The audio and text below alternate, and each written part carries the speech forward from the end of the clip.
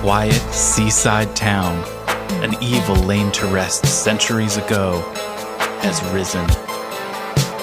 An abandoned fortress deep in the swamp holds a secret that could save the village or destroy it.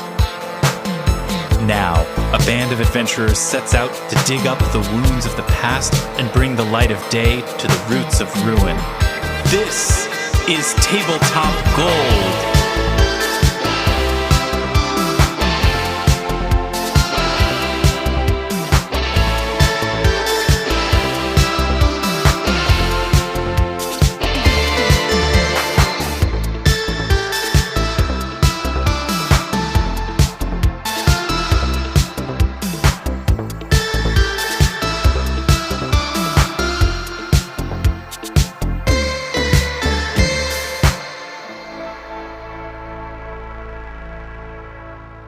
Hello, friends, and welcome to Tabletop Gold. It's the Roots of Ruin time, baby. Is that good? Is that fun? Do people like that? I liked it. You liked it? Why? Yeah. Because it's Roots of Ruins time, baby. Well, you just said ruins. That's not even the name of the show. Oh, that's wrong. Right. Let's get these roots ruined. Let's ruin these roots. This is a show ultimately about irresponsible hair dyeing and bleaching. It's a show about chunky highlights. One time I was in a meeting at my old office and I was sitting at the back of the room and I looked out to all of the people sitting in the crowd, like watching somebody talk. And I realized that every single person in that room had chunky highlights. And I was like, it was like staring into the infinite, realizing every single person has done their hair the same way. Was the year 2009? The year was 2018. So I don't know what to tell you. I'm joined today by Humphreys. Hello, good that time. Robin Lange. I have never had chunky highlights. La-dee-da. Zoe Chernicoff. Hello. I feel like I've definitely had chunky highlights. I think right now my highlights are not chunky, but sometimes in pictures they feel chunky. So maybe I still have chunky highlights. Your highlights are delightful, Zoe. Thank you, Robin. Yeah. Thank you.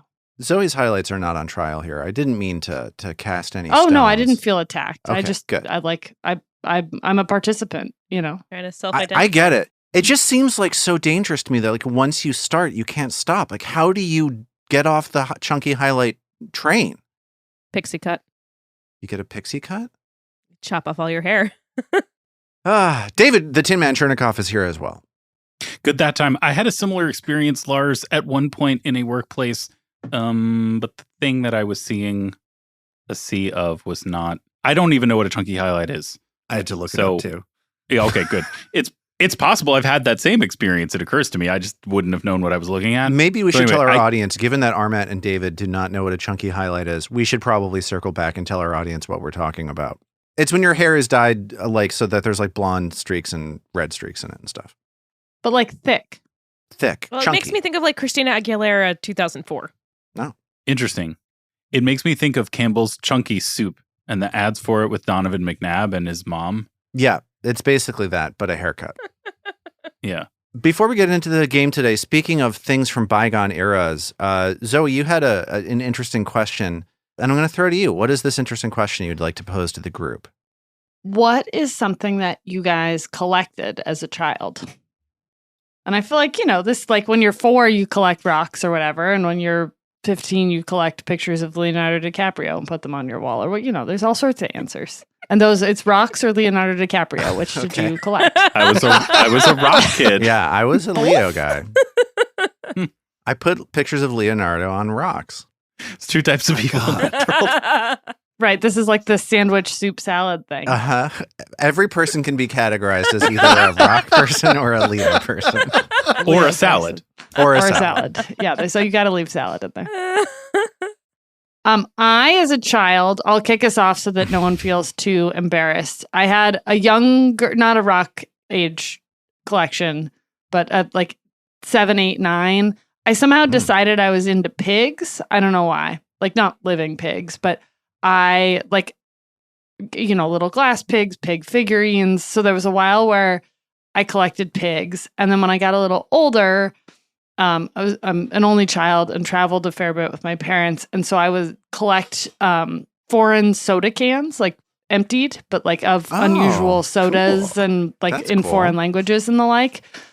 The second one less so, but I'm curious as we go around. I observed with the pig phenomenon, this thing of like, you sort of make a casual lifestyle decision at 8 or whatever that you want to collect something, and then you just can't shake it for a while, right? Like a lot of gifts I got were pigs. Like I became a pig person. I don't know if anyone else had this experience with collections. People are so desperate to categorize you. People are so Yeah. desperate to be like, oh, what's the thing she likes? Oh, she's into pigs, I guess. Pigs? Let's get her a pig. Yeah. That's something that I feel happens now with like algorithms. Like Yeah. Yeah. Totally. You like You- pigs? Let me put you some want- pigs you'll on your pigs in love- this AI picture. Yeah. You pop open YouTube one day, it defaults to being on YouTube Shorts. You watch a couple of shorts that are Dave Chappelle, and the next thing you know, you're getting it's all you want to see is stand up, or Yeah. all you want to see Oh. is I You thought know. with Dave Chappelle, we were going to go in a different direction. I considered it because the algorithm is trying to push me in that direction as well. I decided it was uncomfortable for the show. No, it's well, we were all thinking it though. Yeah.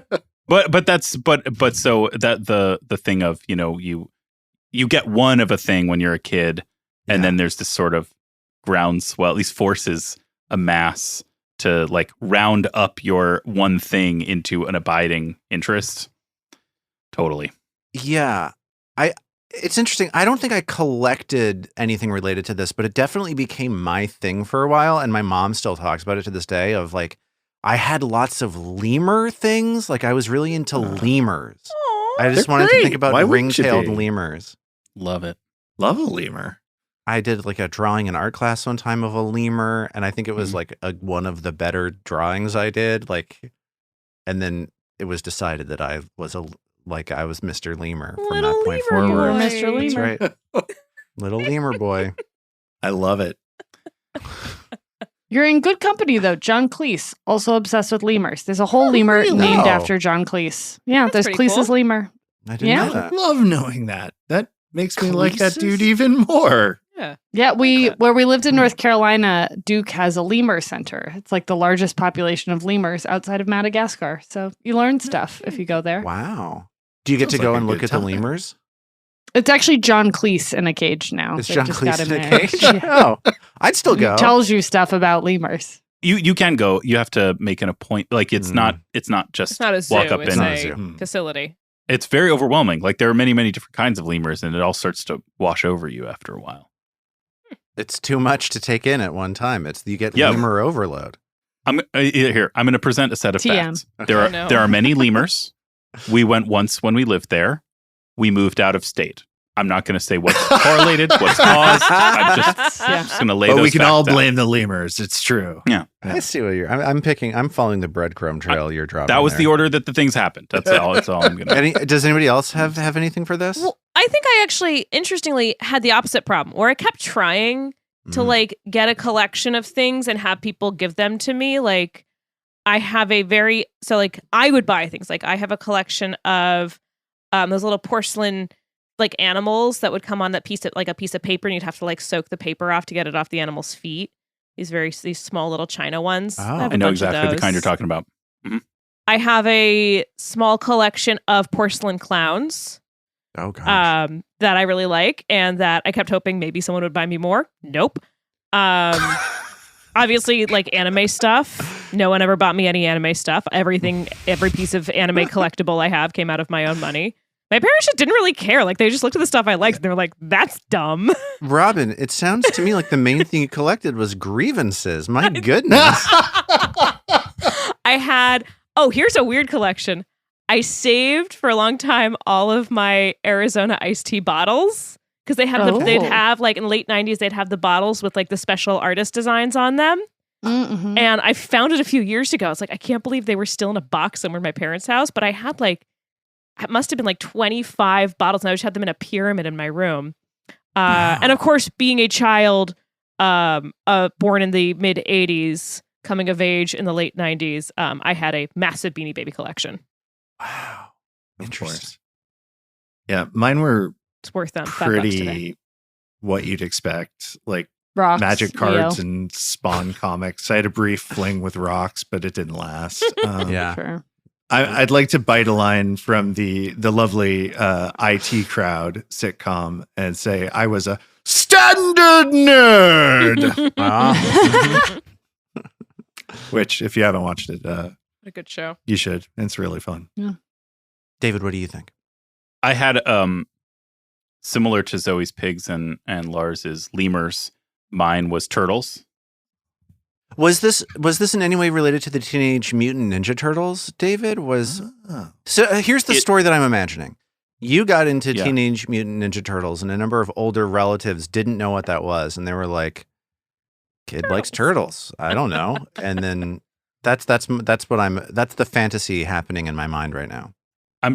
Okay. I'm just gonna lay out some facts in Okay. chronological order. I got into and you can assess causality for yourself. I got into turtles.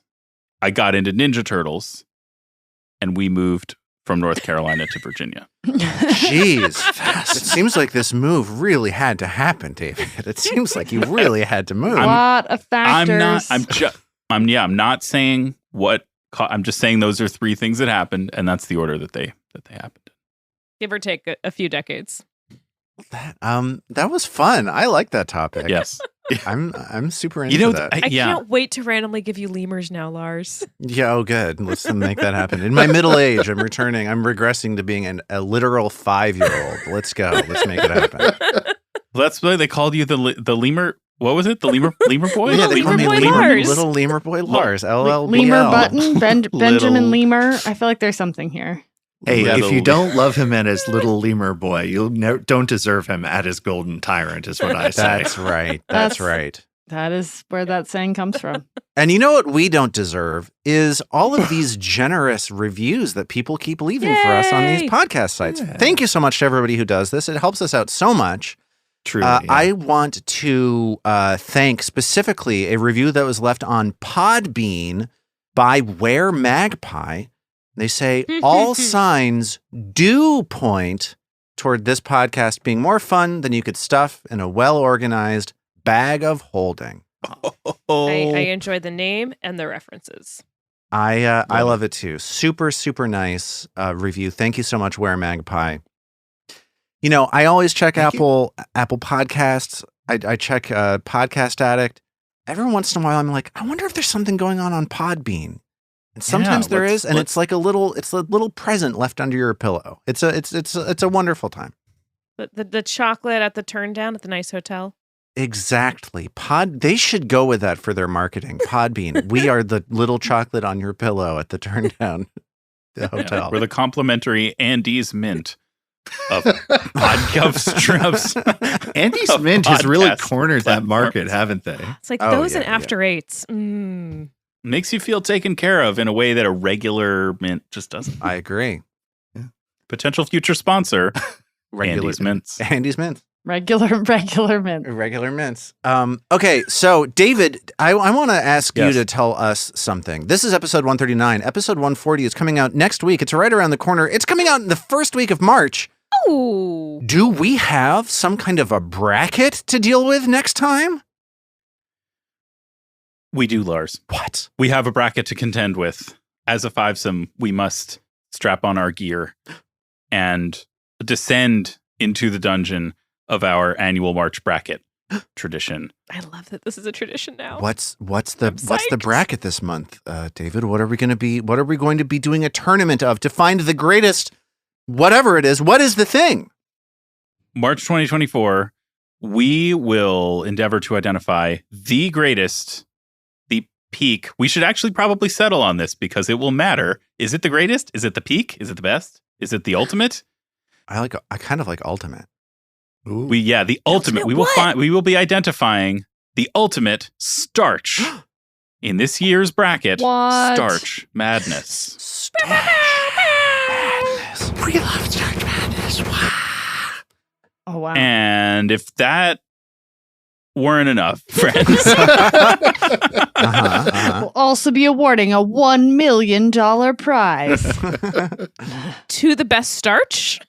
to a Tabletop Gold cast member of my choice. Oh, Um, yikes. So, I should start not have agreed to competing. that. Watch your back, Zoe. Oh, yeah. Speaking of which, I need checks for $200K from each of you. Yeah, I'll write you a check, David. I'm happy to write it. Yeah, we can absolutely write it. Listen, everybody write me one. I only need one to clear.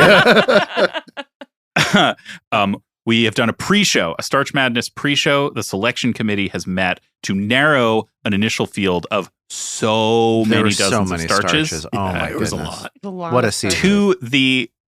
To the 8 starches Oof. that we will be debating on the show throughout the month Great of 8. March. The Elite Elite 8 8. starches, which we will unveil on the first episode of the show. Yeah. So for folks who are curious about how we got from the entire wide world of starches to those 8, we will also have that pre-show available on the bonus feed, which is available on our Patreon, which you can subscribe to at patreon.com/tabletopgold, or visiting us online at tabletopgold.com, clicking on the big button that says Patreon. You can't miss it. There's so many of them. If you do miss it, please tell us because we need to Click fix here. something then. Well, it's just that I don't want anyone going to the website and saying, then I got confused. Yeah. Exactly. Yes. So you got to find the button that says Patreon on it. It's very intuitive. What do you do with the button once you find it, though? I have Never no thought idea. of that. We gotta, I we have this gotta in my workshop notes. this. We gotta figure this out. Ah, That selection committee special is coming out this Friday, so stick around on Patreon on Friday, and you'll Yes. get it then. A special Friday release. My goodness, You'll know before everyone else what the starches are. you will tell your friends that you know, but don't tell your friends what they are, and that way they'll want to subscribe to the Patreon, and they'll. Mhm. This is perfect. This is And- marketing. and for subscribers who listen to that show, we genuinely need to know whether the selection committee, like, is the thing that we did a good thing, or did we do not a good thing? Did we talk ourselves into something really elegant and sharp, or did we talk ourselves into something insane? Like, please hop on the Discord and just let let us us Okay, know. no los dos. It's I was true. going to say, you're describing my writing process. All right, thank you, David. Thank you, everybody. You know what? It's time for us to move on. Let's get into our game. Let's do it. Let's see if Trill dies or not. Again. Oh yeah, I forgot about that. We should resolve that. It's been a couple months since I almost accidentally killed Trill, so let's do one of those. One of those. People loved it. Let's pull the almost accidentally killed Trill She's lever. so used to it by now. Anticipating that the Gug had an attack of opportunity, probably should have done. Anticipating that the Forge had an attack of opportunity, I genuinely did not see that coming. Yeah. You killed my man! Okay, here we go. The mysteries lurking within this prison on the 7th floor of the Abomination vaults are starting to become clearer. As you've fought wave after wave of defenses here, you've steadily collected 3 of the 5 pieces of the magical amulet that will open a door emblazoned with an imposing red pentagram. And you've recently learned something about what is behind that door. It's a devil named Euravian. You've learned some things about Euravian. He's a contract devil who was hired centuries ago by Belcora Haravex to build an army to destroy the nearby city of Absalom. And you also know that Euravian is interested, for some reason, in Carmen Rajani, descendant of the Rose Guard's noble swordswoman, Vol Rajani. At this point, it's clear that the only pathway forward is through the pentagram door. And perhaps it has almost started feeling as though Euravian wants you to step through it. But before we get into that, there's a little something we have to resolve. You're here in this room with this forge shaped like an enormous beast. It is swelteringly hot, sweat pouring down your faces as Mag has attempted to destroy this forge with a splash of holy water. The good news is that a splash of holy water is all it took to completely rend the forge unusable as it rips itself apart, dismantled by the holy energy of this holy water. The bad news is that this forge has exploded and is about to kill all of you. By all, we mean one. Oh, by one of you. So there's a total of 29 points of damage coming your way, a mix of sonic and bludgeoning, maybe. All of you are forced to withstand this blast as the forge goes. Please make this fortitude save to see how much of these 29 points of damage you're going to be taking.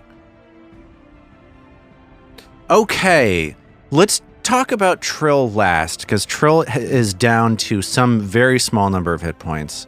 15. Robin, which is, 15. Okay.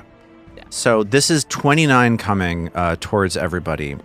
Oh, wow. 29 and 15. So half of it, you'd survive it? Yeah, that's right. So it's a big roll. Big roll. Zoe, how did AO do? AO got an 11 for a 21. Not terrible, Okay. not great. So that's a failure, which means you're going to take the full brunt of 16 sonic. You're and going to take 13 the full brunt. Okay. It really wasn't personal, Zoe. It really wasn't. It felt... It felt. I get it. No, I can see what you're saying. Yeah. David, how did Mag do? That was a 30 for Mag? And because of your fancy fortitude saves, which have a new name in the remaster that I don't know what they are. Juggernaut. That's the old name. I don't know what the new name is. That's a success that turns into a critical success. So Mag withstands this blast, takes 0 points of damage. That's awesome. How did Isthan do on this fortitude save? Only a little bit better than AO. He got a 23. That is a success, meaning that you're going to take Oh. half damage, a total of 14 It's not points. personal. I don't take the full brunt, only half the brunt. Now, Robin, how did Trill do on this very important fortitude save? Well, Lars. Trill is sickened 1. Fortitude is Trill's weakest save. And I rolled a 3 on the die. Okay. So well, that's a 12. Okay. Do you want to spend a hero point on this, Robin? I only have 1 left. what episode is it? We're at 30, 139. 139. Oh, yeah, so this is let's use it or lose it anyway. I guess I'll reroll. Why not? Okay. Because you could get a 1 on the die. I mean, that's why not Yeah. to, right? I think it's unlikely. think I mean, that that would doesn't just change be anything. also If I a get critical if I get a failure? 1 on the Yeah. die, it doesn't really change anything. I'm still critically failing it. It's funnier. It is funny. Yeah, that's true. Thanks, true. Lars. Solid point. That is an important. That's an important difference. Okay, so I will go ahead and attempt to re-roll that. Lars rules question: can Trill roll occultism for her fort save? It'd be awesome. Sadly, no. Well, that was an 11 on the die Okay. for a 20, which I believe is still a failure. No. Trill fails to withstand this heat, this sonic energy blasts so over little her. and so damaged from being smashed. And Trill is knocked out. Trill falls unconscious, taking a full 29 points of damage and is now dying 1. At least it's not dying too. So, how are we dealing with this problem? wailing AO and leaves. gnashing of teeth. Oh, shows her colors. Oh, finally, this little bitch. No, AO. Trill! AO says, and immediately begins unfurling gauze while doing treat wounds. Right. So you could do battle medicine. Because we're still in combat? Well, because she's going to treat wounds takes 10 minutes and she might die in that time. That's true. Okay. Aw. We'll do battle Okay. medicine. Okay. Thanks. Okay. So that means that Trill is immune to Ao's battle medicine for the rest of the day. All right, and a good damage roll. So that's 24 points of healing for Trill. Damage Not a damage roll. I didn't want to do damage. Please Sorry. no. That was a stealth attack. Her kukri is covered in Trill's blood. Oh, no. Time to roll up my cleric. Trill takes a kind of deep breath of shock. The air was so hot. I couldn't even. Oh God, I saw the wings. I saw black wings. And Trill's starting to think back to what she saw as she went unconscious, which was essentially the unnervingly attractive body of Bartuknik? Barkenbuck, right? Barkenbuck. Barkenbuck. Bartukna. I And thought Trill's you were alive. revealing something about like the vision that Yeah, comes to you me upon too. death. I didn't realize you were describing the hot devil that nearly Who's killed also you. dead. Who's But also this dead. now. Oh, Robin wrote a dream for this. Yeah. Oh, I should have. I should have. Honestly, though, I mean, give it time. There's a lot to those black wings, my friends. I don't know what you're talking about anymore. I don't get it. You're like trying to get a step ahead of me. You're not. So, I want to give you a sense of what's in this room as you're recovering here.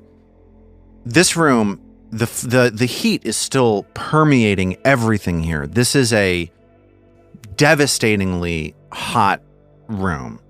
But perhaps maybe it's your imagination as the forge cracks and finally falls dormant, the last embers of its hellish fire petering out as you look around the room. But maybe it's slightly less hot now than it was before. You notice that within the rubble of the forge itself, there are metals that Barkenbuck had stacked up near the anvil to work with. And those metals seem to have withstood the intensity of the blast of the dying forge. And they look recoverable. Well, those are going in the. You said they're like, what, gold and silver and platinum and stuff. Yeah, if you wanna, do you want to take a look at what's around here? Yes, would love to take a look at what's around here, and specifically from a crafting point of view, because these seem like raw crafting materials. Yeah, And Mag likes to do a spot of that on the weekends. absolutely, understood. So Mag starts collecting up these chunks of metal. You find 5 chunks that you identify as cold iron. This is cold forged iron, usually effective against fey creatures and some other. You know that Mag, your armor is cold iron armor. So this is immediately recognizable to you for what it is. So you find five of those. You find 2 chunks of silver. And you find 1 chunk of a very rare stone. This is a metal that has been mined from, the only place to find it is from rocks that have fallen from the heavens. This is one of the hardest metals known in Galarian. As Mag picks it up, she notices its shiny black appearance, and you notice how sharp the edges of it are. This is a metal called adamantine. Wow. Cool. There's That is very 1 chunk of it. Ao grabs it and sculpts it into a little kobold and sticks it in her bandolier. Okay. Hey, now. There's wait definitely a second. check involved in that. No, it's a flavor kobold. Oh, it's a flavor. Oh, okay. I don't think Mag is letting any of these crafting materials go. Cute figurine pitches notwithstanding. So crafting with precious metals is one of these wonky things in this game that there's a lot to it. It's the kind of thing where there's a lot of bookkeeping, and I don't like if we're making stuff with these metals, I'd rather do the bookkeeping of what that entails off mic if possible. Sure. But Yeah. in researching this today, seeing you coming from a mile away, David, you gotta be an expert in crafting in order to use this stuff. Checks out. Making a weapon with precious materials requires special training in crafting. The implication being that I'm not currently an expert in crafting. I believe you are trained in crafting. Say it to Mag's face. Mag, No. you're trained. I agree. Okay. Well, that is That is interesting because like it seems like having more stuff made out of silver might help us for the next little bit, but I don't think I will be able to get the like whatever skill boost that I need to become an expert until we're done dealing with all of the things that need silver to kill them. So we're in a bit of a catch-20 Mag. So I want to take what you just said, David, and turn it into a bit of internal monologue from Mag, right? Yes. Like in my mind, the thing you just said, Mag looks at these rocks and is like, I don't know how to do this, right? Yeah. So Mag potentially also realizes that a low-grade silver weapon, and I don't know exactly how to put this into in fiction terms, those are level 2 items, and Otari has items up to level 4.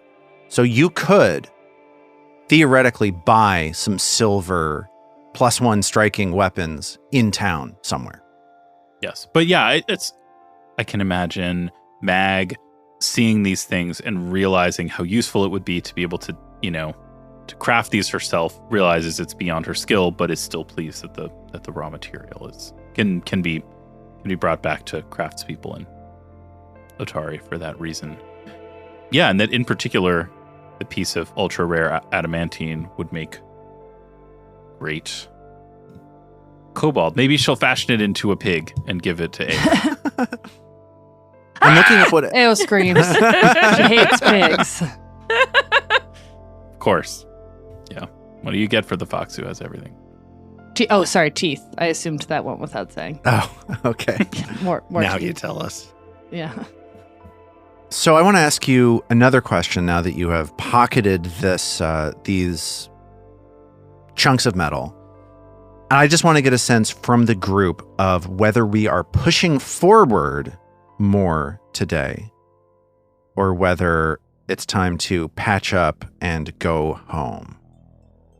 Trill is definitely going to push for patching up and going home. Trill's it's so achy. Ao, you did a pretty good job at patching me up here, but I think I'd need a good night's sleep, and all of my magic just seems sapped out of me.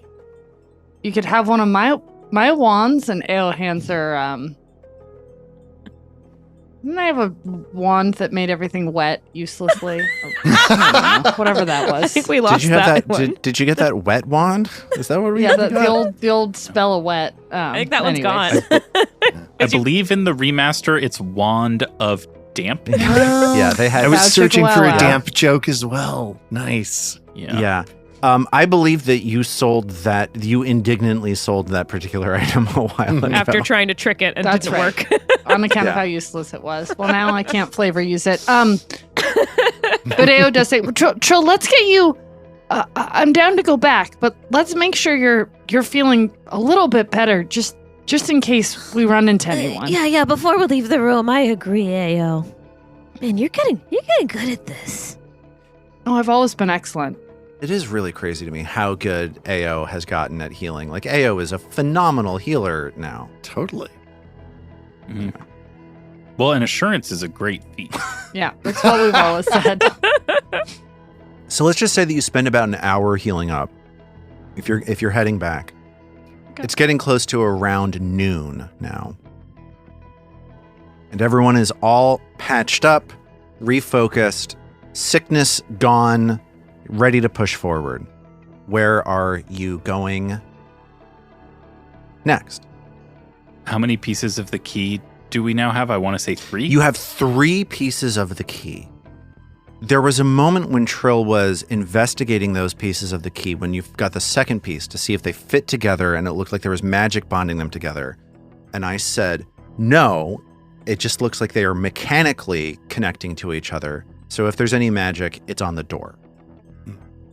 So we've got 2 keys that are now physically like interlocked with one another in some way, and a third key that's still separate.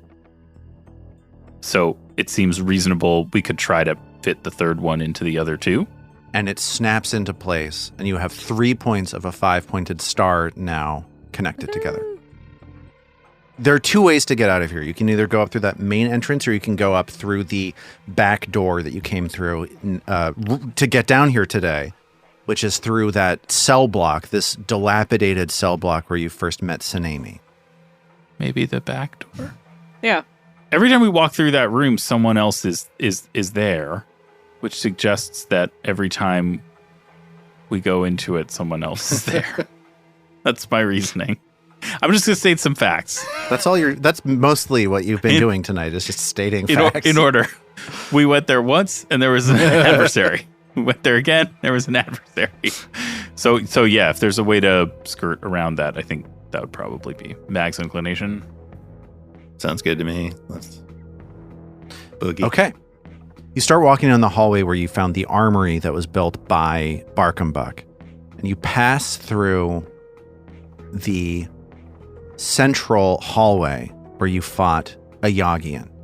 So if you want to leave, you're going to be stepping over the various bones and tusks and so on left behind by a Yagian's body as this door looms in front of you, or looms to your right as you walk down the hallway.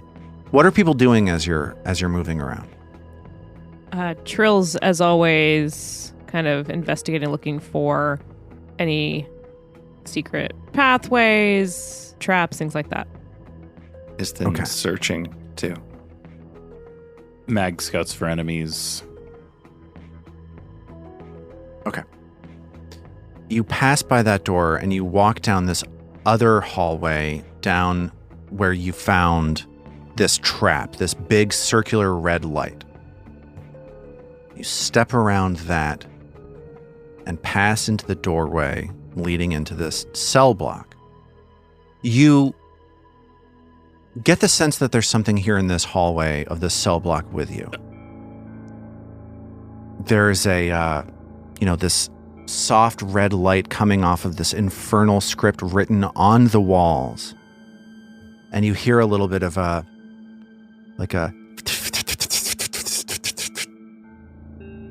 somewhere in the room around you. Are you hearing that too? A little bit, you know? It's like a bat? Right, it does sound sort of like that. No one's hearing any weird moaning, are they? Trill immediately in this floor is scared that there's a wisp. You listen for moaning as you start scouting for enemies, and you do not hear any moaning. You just hear like a... Give me a perception check, actually, Robin, please. That was a 23. Okay. You hear a faint breathing sound along with the flapping. Like just the tiniest little... along with... Is it some sort of little... Remember when we were in Belcora's office and we came across that tiny little guy that was able to like phase in and out of places? Is it just... And she's looking around like up in the air like, is it just something tiny? And the Zabubs could turn invisible, couldn't they? And as you say the word invisible, something materializes right in front of Isthin. It's a tiny little devil wearing a short black skirt with a pointy tail, crinkly red wings, and the legs of a goat. And as she pops into existence in front of Isthin, he sees that she's holding a wrapped up piece of parchment in one hand and a teeny tiny little charcoal pencil in her other hand. And she screams out in this split second as she appears in front of Isthin, "According to the contract that binds and sustains me, and with all of the powers invested in me by the powers of hell, I hereby banish you from this place!" And she reaches way back with this hand with a pencil in it and just plunges it straight into Isthin's nose. Rude. Wait, the pencil And she the- plunges in his nose? Yes. And the pencil hits Isthin right in the nose, and it snaps. I use that for smelling things. Yeah, well, as you say that, because you don't feel anything. The pencil just snaps, and it falls to the floor, and you just hear a teeny tiny little clatter, just like a needle. And you see this creature floating in front of Isthin's face, wings flapping frantically to keep aloft. And she says, Okay. Well, now I will ask you to leave. Sternly. Leave and do not come back. Why'd you try and stab my nose? Listen. What's your name? she says, Why should I tell you? and if you'd like to get her to respond to you in a more positive way, somebody could attempt to make an impression on her. Well, that sounds like Isthin all the way. Let me show you how I do push-ups. This form is very important. I'm joking. Not really. I think Trill would definitely start playing her lute, trying to kind of distract her a little bit from her irritation as they're talking, to use her versatile performance to make an impression. Mhm. All right. Remember how we had cold dice? That was a 20 on the die for a 38. Ooh, Oh. Okay. they are warmer tonight. So this tiny little devil thing is now in Trill's band. You've got a great voice and such nice energy. Have you ever thought about singing? She warms up to you immediately. She hears you playing this music. She loves this music, obviously. The DC was a 17, and you got a 38, by the way. That's like a double Well, crit. that's like a Yeah, I was double gonna say, critical. is there a good James, double? mind meld. So, does that The rare double crit. does that mean that it goes up by 3 steps? No, stop. Mhm. She hears Trill playing, and she says, I don't think I could be in a band. she looks at Mag, and she says, My name is Zach. It's a simple name, but it's lasted me for centuries, so don't make fun of it. Is it Zach? What? Is it Zach? I just want to make sure I'm getting it right. Is it Zach? Your name. Is my name Zach? Yes. I couldn't hear it very well the first time. It's Jack. Jack. How do you spell it? That's a great name. That's a thank great name. you. How do you spell it? Oh,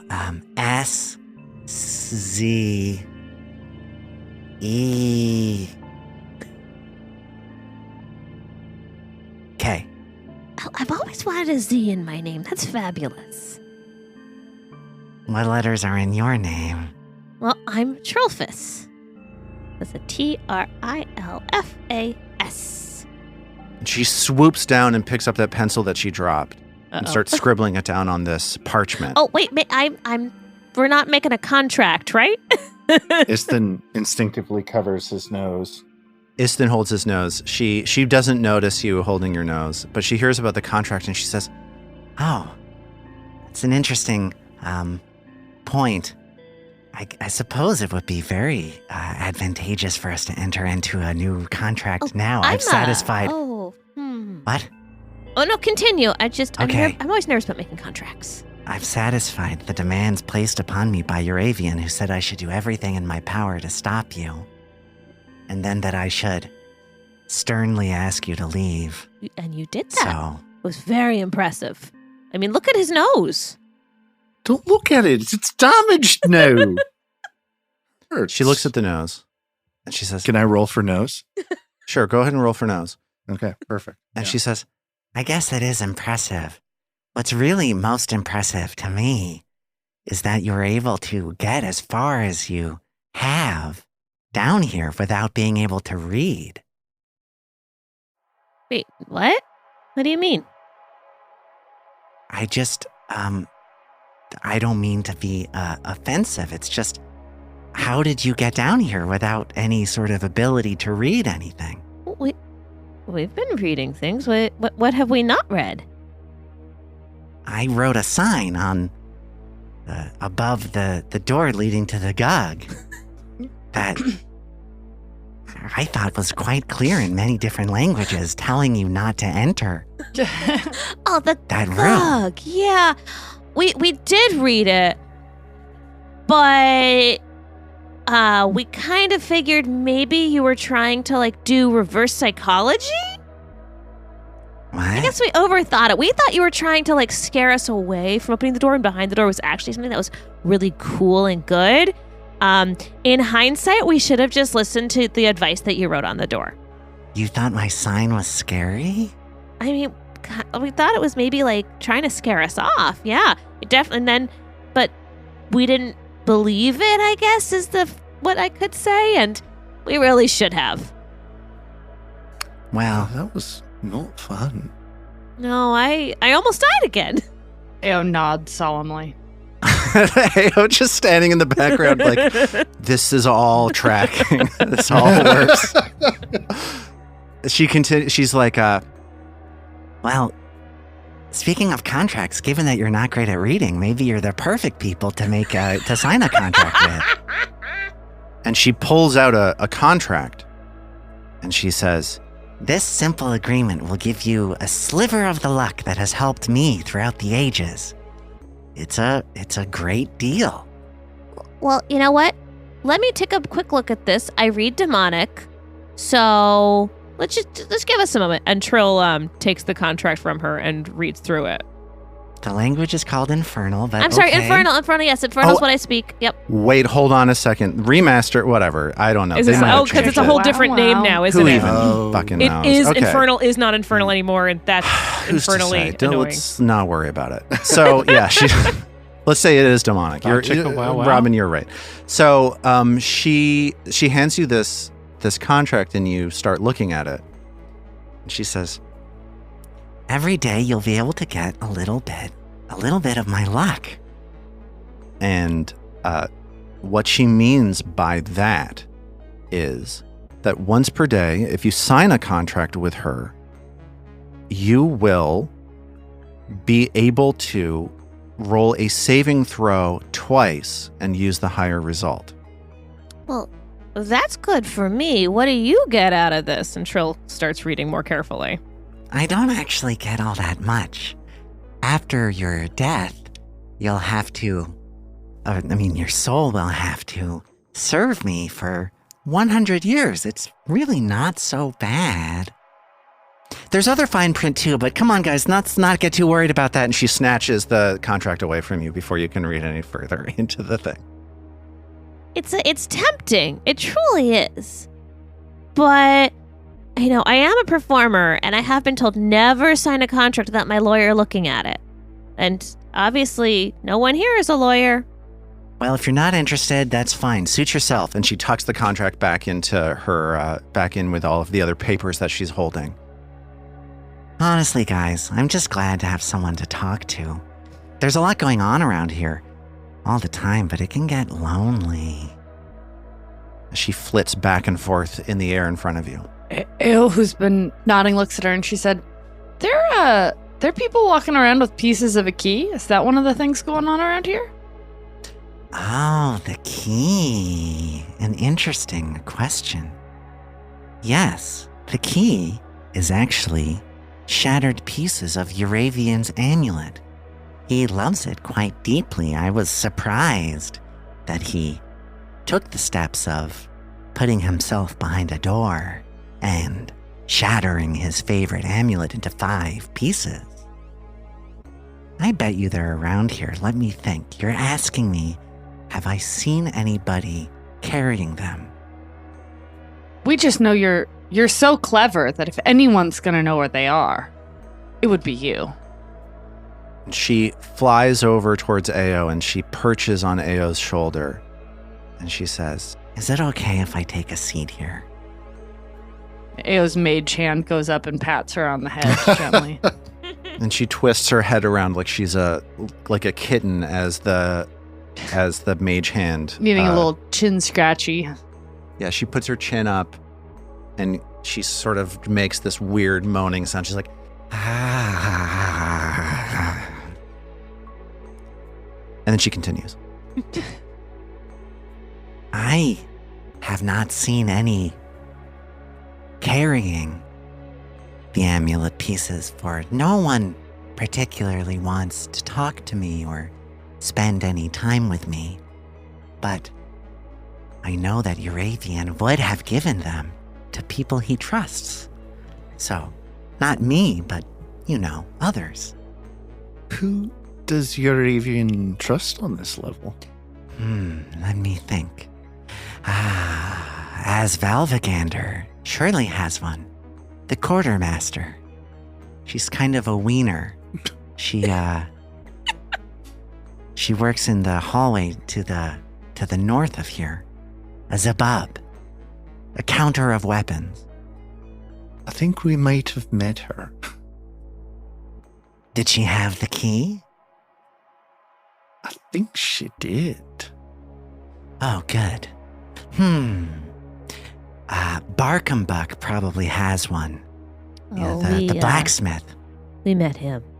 Yes, Yeah. definitely. He's really weird, right? A bit uncomfortable. Ao rolls her actually. eyes and keeps nodding. He's definitely into his forge. Or was into his forge. Yes. Wait, what? Oh, No- moving nothing. on. He said a lot of things with 2 entendres, but I only ever understood the first. And, there's that weird guy in the strangely colored clothes. He frightens me to death. No idea where he might be, but I've seen him around. And she cocks her head. Well, I haven't seen him for a while, actually. I mean, probably not in the last day or so, right? He's probably busy. Maybe he's taking a nap. There's a chance that the Sargaglon that went to sabotage the Fleshwarper labs has a piece. Is that... So he might be upstairs? No, she. Oh, I'm sorry, yes. she. She would be upstairs? Yes, if she went to sabotage the Fleshwarpers. I'm sure that she has found a place upstairs to spy upon them. It's one of those one-way magicked portal mirrors things. Yeah, I wonder if we missed one. Like if we there's a room that's got one of these and we failed a check or something. Or did we kill her and just not check the body? Super plausible. Can Istin make a recall knowledge about Sarglagon?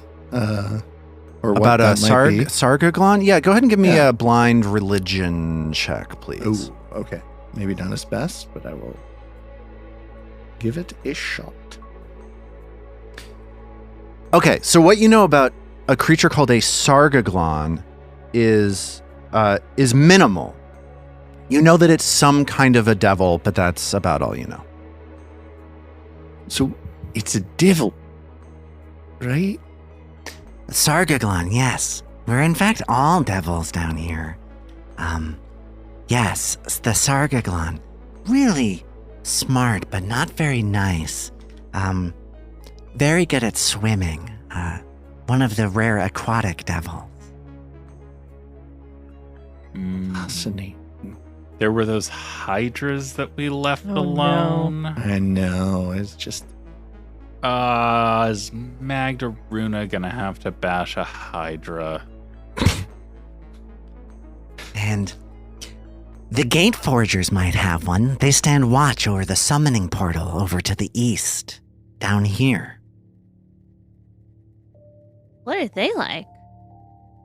What are they like? Yeah. You know, kind of weird also. Sort of weird like Bark and Buck. They're, you know, very violent. Nice but violent. Yeah. It's kind of like Mag. Sure. I mean, I wouldn't, okay. I mean, I guess Mag's more strong than violent. Right? It varies. Oh, they're both strong and violent, so I don't know if that's helpful. well, there's always a righteous virtue to Mag's anger, I feel. Righteous virtue. That's exactly how they talk. They're always talking about, thou hast impugned my righteous virtue. Well, I'm looking forward to meeting them. Mag is in the background, very gingerly, sort of pressing on various body parts to make sure she hasn't gone invisible, since everyone is talking about her like she's not there. Just checking. I mean, Trill's making trying to make eye contact with Mag as she's talking. She's checking her armor, she's checking her gear, checking her arms. You said that Euravian put himself behind the door? Yes. So, where does the door lead to? Is it just Euravian, or is there more there? Well, Euravian is rarely alone, and he has a security team with him at all times, but, you know, as a contract devil, he needs a nice, quiet place to write up his contracts. So it's very nice. I used to spend time there before he shut it off. He would chase me out, screaming at me, saying things like, go away, that kind of thing. How could he not want you around? You're delightful. If you've seen the area back there, what does it look like? He's got some shelves. He's got a very nice desk that he sits behind all the time, writing contracts, that kind of thing. It's quite lovely to be honest. And this security detail of his, describe them. Like, do they have a particularly bad saving throw? Or... How many are there? He always keeps a pair of barbazoos around him to keep him safe from anybody trying to bug him with questions about what to do. He's very busy. He doesn't have time to deal with people who aren't worth his time. I am usually not worth his time. What kind of devil is he? He's a contract devil. He's Contract devil. yes, very intelligent, very clever. One of the greatest to have ever done it. Although, And she looks sort of ruefully in the distance. it seems as though he signed a bad contract at some point in the past. The lady that used to run this place, Belcora, he signed a deal with her, and even though she is gone, the deal is still enforceable. So he is looking for a way to get out of it.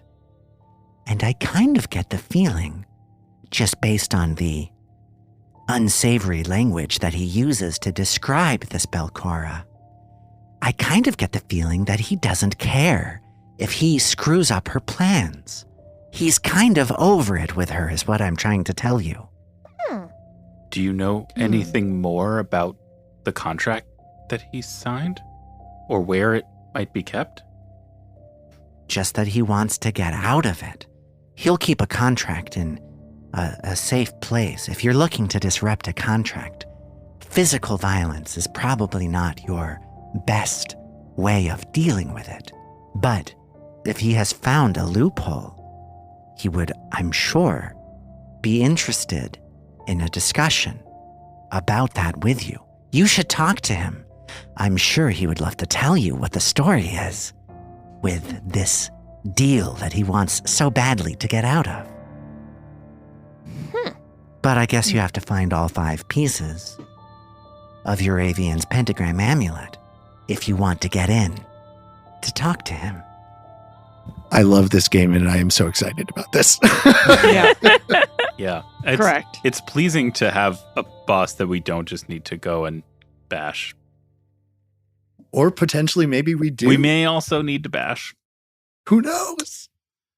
It could be talking and bash. It could be bash talking. Talking about bash talking. Remember Bee Gees? No?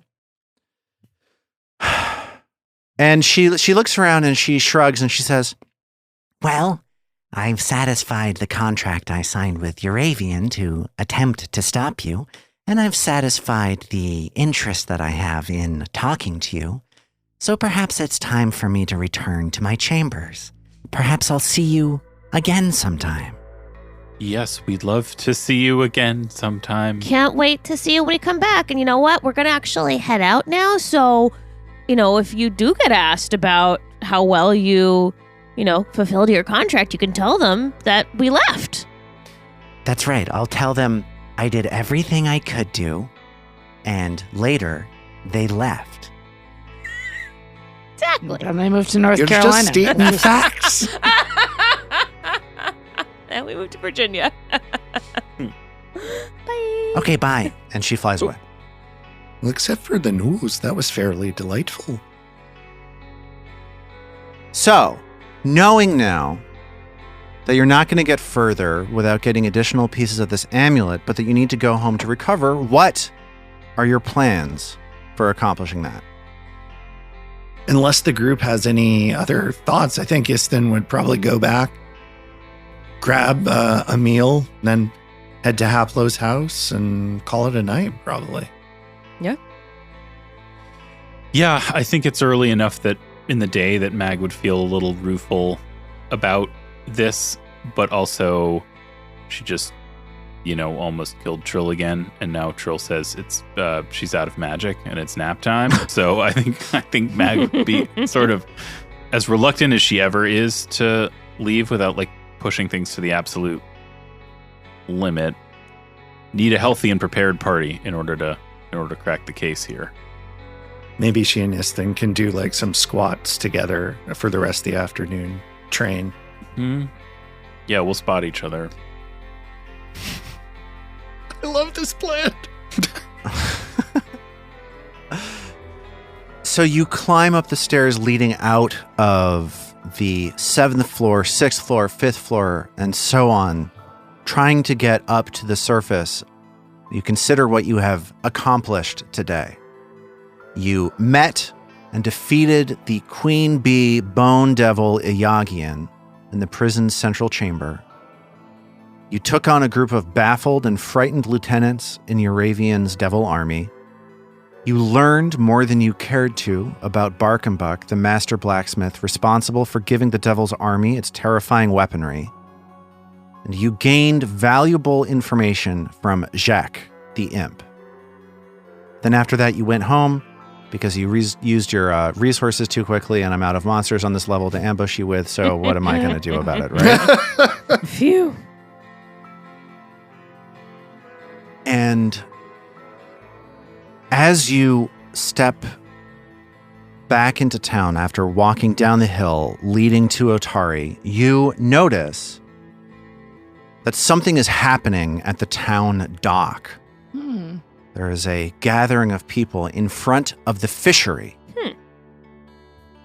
We're definitely going to go down and see what's happening at the fishery. Yes. First. Totally. Ao turns into Norman. I don't know why. Just because.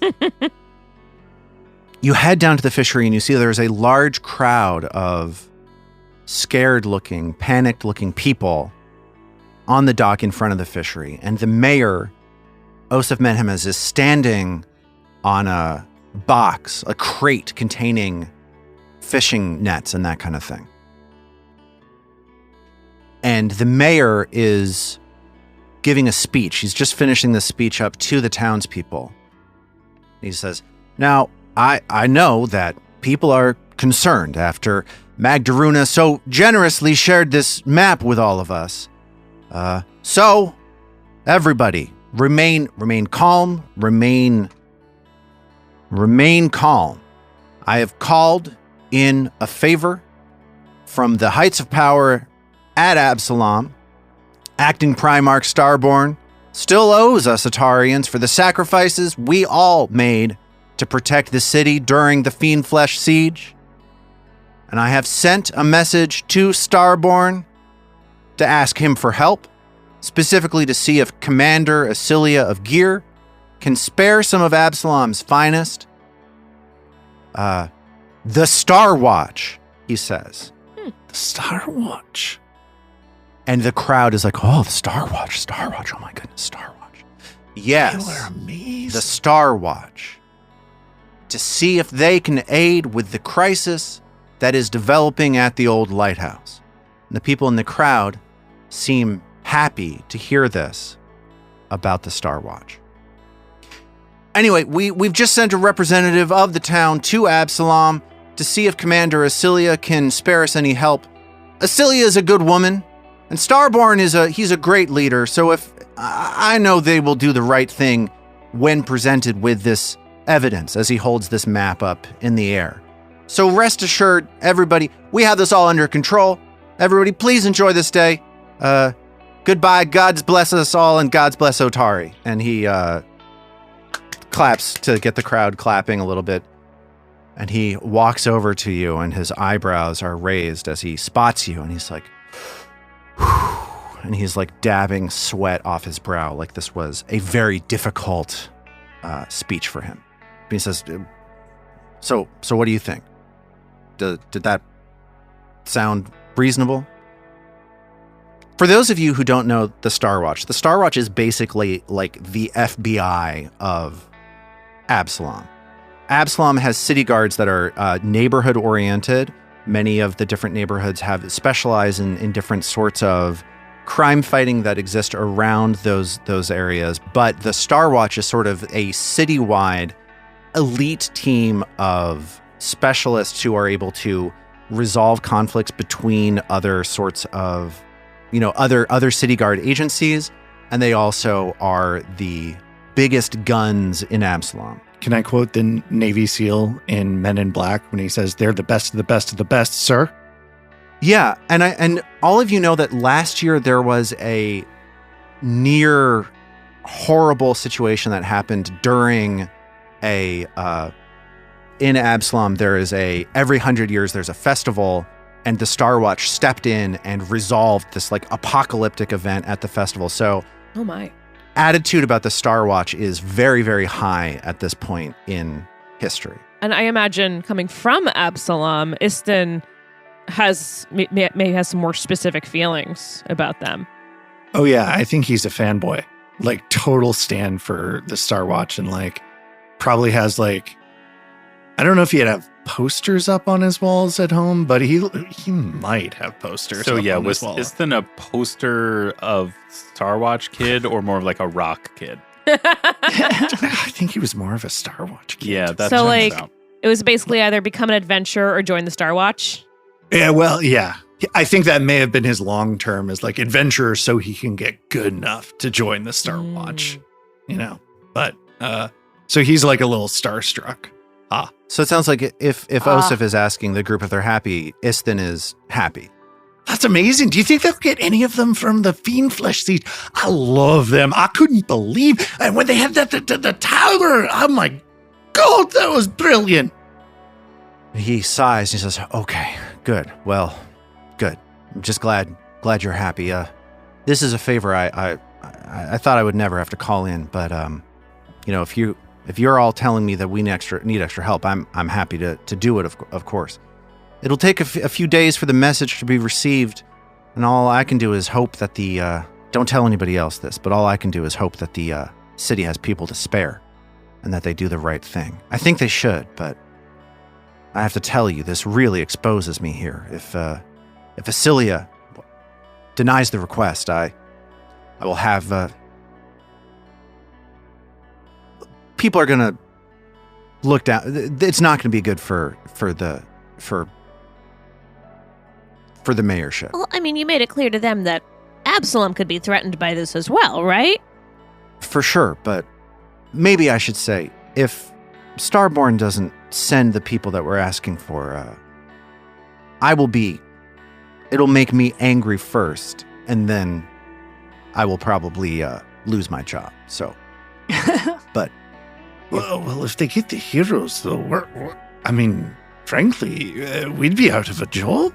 They were amazing. I mean, there was some crazy high-level adventuring skills there. I mean, we're talking crazy advanced. Like level 15? I'm talking 20. I know. Those are some spells. I mean, their items were so cool. Trill's eyes get all starry and sparkly as she thinks about all the things she'll one day maybe be able to achieve. Iston maybe pulls out a poster and starts pointing out the items with particularly cool abilities. The mayor turns to Mag specifically and says, "Now, Magdaruna, I understand that you have your reasons for doing things the way that you've done them. And I don't want to question why you've done what you've done, but... well..." And he sort of stops and thinks for a second. He says, "You know what, Magdaruna, never mind. Posting maps around town makes my job a little bit harder, but I know that... I'm convinced that we do need more help, so hopefully we get it." And he sort of shakes his head and he says, I'm sorry, I shouldn't have said anything." You've made the right choice. Come what may. I really hope they send somebody home. It's okay, very good. And he says, he holds his hands up and looks at the crowd and he says, "Today is a great day!" And he, takes a big breath, sighs, and starts walking back into the center of town. Oh, Seth. No, Seth. Ao starts chanting. Oh, no. He looks around, he's like, "Ah," and he grabs his hat and holds Scurries it off. and scurries off.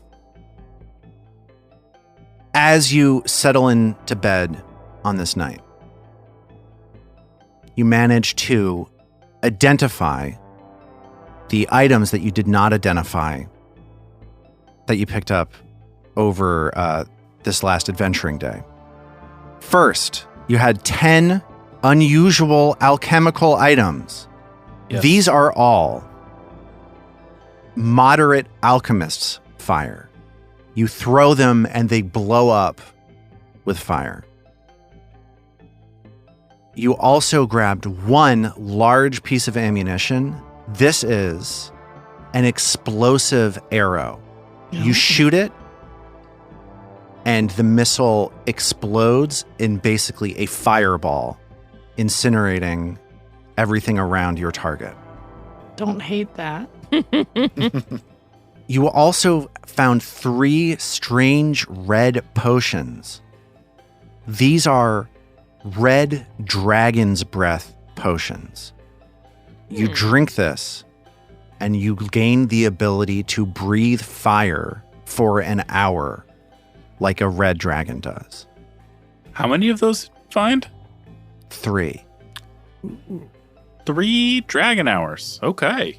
That is a spicy meatball. Yeah. And you found 3 spell strike ammunition of type 3. That means this is a special ammunition covered with arcane writing that you can cast up to a rank 3 spell, and it is encapsulated in that arrow, and anything you shoot at with that arrow is then hit by that spell that you put into the ammunition. Well, that's sort of like what I do. So it like makes a spell into a ranged attack. It increases you can use a weapon to do a ranged spell. Exactly. Got it. You shoot something with that arrow, it takes the damage from the arrow, and then it takes the damage from the spell as well. That's pretty cool. And so you are essentially now armed to the teeth. With a bite attack? Perhaps ready. Bite attack. Perhaps ready for a final push into the devil's territory for a meeting with Euravian. And we will figure out what that looks like next time. Can't wait. Right.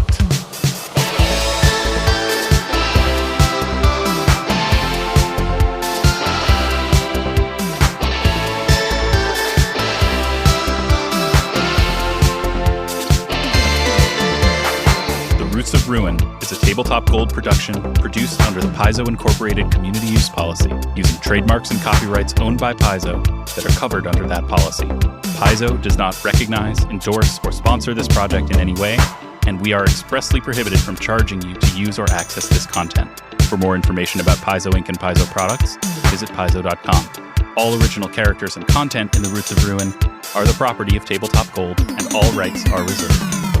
We at Tabletop Gold would love to hear from you. On our website, tabletopgold.com, you can learn more about us and our shows, pick up great merch, and connect to the best online community in all of podcasting. Thanks for listening.